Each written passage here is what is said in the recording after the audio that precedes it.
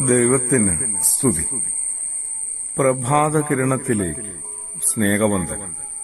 ഭാഗം 1604. ഇന്ന് മെയ് മാസം 22-ാം തീയതി 143-ാമത്തെ ദിവസത്തിലെത്തി.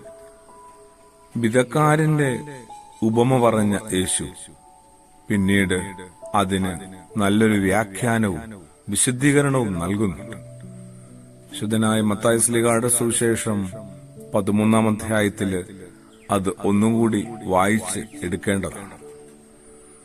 ഹൃദയനിലങ്ങളിൽ വീഴുന്ന വചനങ്ങൾക്ക് പല കാരണങ്ങളാൽ ഒരുപാട് പരുക്കുകൾ പറ്റുന്നുണ്ട്.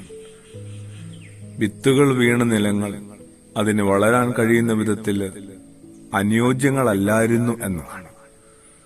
അതുകൊണ്ട് എല്ലാ വയലുകളും നിലങ്ങളും വിത്തിന് വളരാൻ പറ്റുന്ന വിധത്തിൽ ഒരുക്കിയിടുക മാത്രമേ ചെയ്യാനായിട്ടുള്ളൂ.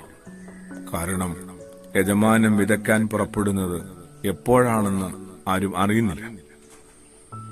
നമ്മുടെ ഹൃദയമാണ് വായിലെങ്കിൽ ഇന്ന് ഹൃദയത്തിന് ഒരു സ്ഥാനവുമില്ല, ആർക്കും എവിടെയും. ബുദ്ധി വളരുമ്പോൾ എങ്ങനെയൊക്കെ ഹൃദയം ശുഷ്കിച്ചു പോകുന്നുണ്ട്. ശരീരത്തെ മാത്രം വളർത്തുകയും ഹൃദയത്തെ അറിഞ്ഞോ അറിയാതെയോ തളർത്തുകയും ചെയ്യുമ്പോൾ നമ്മിൽ നിന്ന് കരുണയും സ്നേഹവും വാത്സല്യവും അനുകമ്പയും ഒക്കെ പടിയിറങ്ങിപ്പോകും. അതുകൊണ്ടാണ് മാതാപിതാക്കൾ തെരുവോരങ്ങളിൽ എത്തുന്നത്, അനാഥ ആശ്രമങ്ങളിൽ ഒറ്റപ്പെടുന്നത്.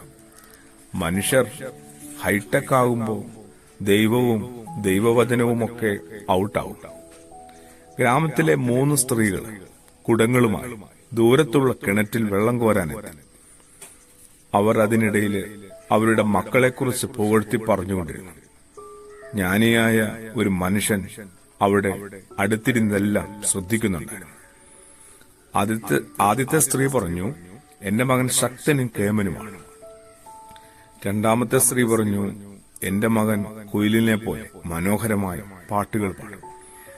മൂന്നാമത്തെ സ്ത്രീ പറഞ്ഞു, പ്രത്യേകിച്ച് വലിയ കഴിവൊന്നുമില്ല, എന്നാലും അവൻ മിടുക്കനാണ്. അങ്ങനെ പറഞ്ഞവർ കുടങ്ങൾ നിറച്ച് മടങ്ങുമ്പോൾ ആ മക്കള് അങ്ങോട്ട് കടന്നു വരികയാണ്. ഒന്നാമൻ എത്ര പെട്ടെന്നാണ് ഒരു അഭ്യാസ പ്രകടനം കാട്ടുന്നത് അല്ലേ. രണ്ടാമനാവട്ടെ മനോഹരമായൊരു പാട്ട് പാടാൻ തുടങ്ങി. മൂന്നാമൻ അമ്മയുടെ അടുക്കലേക്ക് വന്ന് ഭാരമുള്ള വെള്ളം നിറച്ച കുടം തലയിലേറ്റി നടക്കാൻ തുടങ്ങി. അപ്പോൾ അടുത്ത് ഇതെല്ലാം കണ്ടുനിന്ന് ജ്ഞാനിയായ മനുഷ്യൻ പറയുകയാണ്, 3 മക്കളെ ഞാനിവിടെ കാണുന്നില്ല, ഞാനിവിടെ ഒരു മകനെ മാത്രമേ കാണുന്നുള്ളൂ. യേശു പറഞ്ഞിട്ടില്ലേ, ഫലങ്ങളിൽ നിന്ന് അവരെ എല്ലാവരും തിരിച്ചറിയുന്നു. അങ്ങനെ നല്ല ഫലങ്ങൾ പുറപ്പെടുവിപ്പാനായിട്ട് ബുദ്ധി മാത്രം പോരാ, ഹൃദയവും വേണം നമുക്ക്. അതിനുവേണ്ടി നമ്മൾ പ്രാർത്ഥിച്ചേ മതിയാവും. അതിനുവേണ്ടി ചിലത് പഠിച്ചെടുത്തും ചിലത് നമ്മൾ പ്രവർത്തിച്ചു തുടങ്ങുകയും മതിയാവും. ആമേൻ.